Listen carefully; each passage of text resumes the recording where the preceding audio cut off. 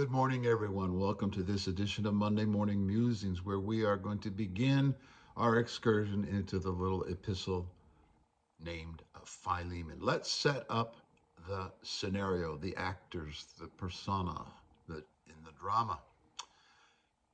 First of all, it is most likely happening in Colossae. We know that because of some of the names that are referenced and some correlations between Colossians, Ephesians, and this little letter, which I'm not going to get into in detail. But the only significant thing about that is Colossae was a very prosperous city, i.e., money. There's money in Colossae, and there's money in the church in Colossae. What we are dealing with here is a church crisis. Paul is writing from jail. We know this because he refers to himself as a prisoner. And he has heard, and something's happened, and that is someone named Onesimus, who was a slave.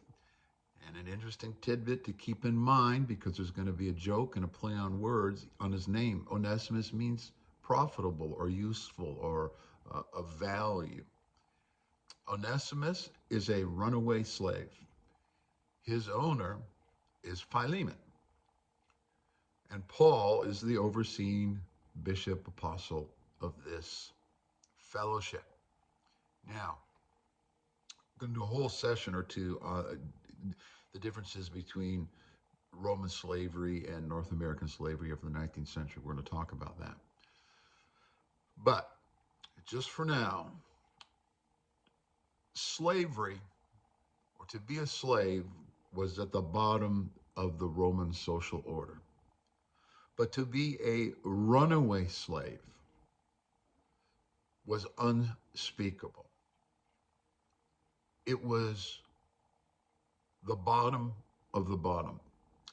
The closest way that I can explain to you how critical this situation was is under Roman law, a master had life and death authority over a runaway slave. You could have that slave whipped, you could have him beaten, you could have him put to death. So now you have a local Christian church where somebody has the power of life and death over another brother who has broken the civil law and brought shame to me as a Roman citizen. A runaway slave would be the equivalent of the N-word in our culture. It is something that a civilized, upper class Roman citizen would never even let out of their mouth. So there's two words that would never cross a Roman citizen's lips: crucified and runaway. You know, for us, maybe it's the N word regarding black people or the F word regarding homosexuals. It'd be the most uh, socioculturally defiling thing. They wouldn't even let it out of their mouth. And here you have somebody in the church who has done that. So think of the most morally offensive thing that you could think of in your local church or your community. The thing that would send outrage through the whole church. The thing that you'd be demanding a meeting with the pastor to talk about because this is just unacceptable. This is not appropriate behavior for a Christian. This will bring shame and dishonor to us, and et cetera, et cetera. That's what a runaway slave's implication is in that society. It's that serious. Philemon would have the legal right to kill Onesimus. Because not only did he run away as a slave, and not only did Paul receive him, take him in, Philemon would have been outraged. And this letter is all about Paul's obligation legally, Paul's obligation social relationally, Paul's obligation to kingdom values and his own message that he teaches. How is this going to work out?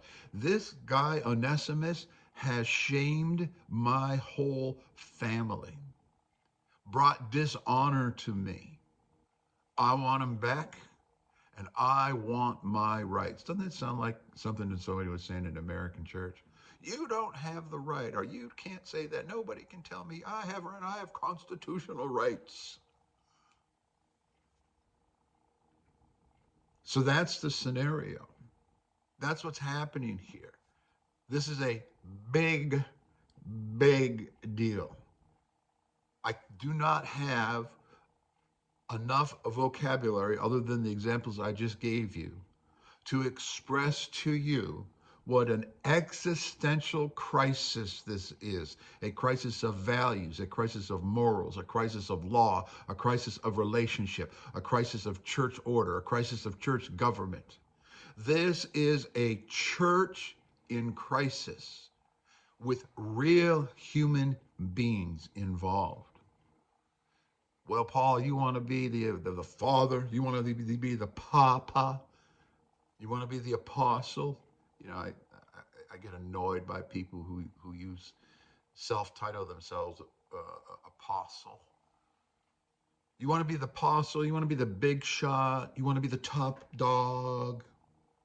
This is the type of stuff you're going to be dealing with. Oh, by the way, and you're probably going to be hated for it. How do I know that? Because Paul says so in Corinth. Paul said to the Corinthians that I will spend and be spent by you, though I am loved the less for it. So you think you're an apostle? Or you want to be called apostle this and apostle that, or prophet this and prophet that? I'm not sure many of us have the credentials that would align with Paul. So try to put yourself there. And what normally happens in a church conflict? People take sides, right? What happens if the pastor gets divorced in our world? People are going to take sides. What happens if the issue of homosexuality comes up in our churches? People are going to take sides. You have a church now that's in crisis. That's what was going on in Colossae. And what normally happens in a church crisis in our world? Money talks. The deacon board, the heavy hitter financial people. Boy, I can't upset them because if they go, they're taking their money with them and their relatives are going with them, and I'm not going to have a paycheck and a job. This is what's happening in Colossae. Listen, yes, sometimes slaves had slaves in the Roman world, but that was not the norm. The norm is wealthy people had slaves. So not only are all these other dramatic tensions in play, but there's money involved. What happens, Paul, if Philemon doesn't want to do what you're telling him to do, and he takes his money and all his friends with him, leaves and starts bad-mouthing you about how you don't even obey the law? I have rights. I'm an American citizen. I have rights under the First and Second Amendment, and I have rights. And that's why this little letter is so applicable to today. So I hope I've conveyed to you the type of multi-layered levels of tensions that would be existing in this situation that Paul is trying to address. And I'll see you the next time.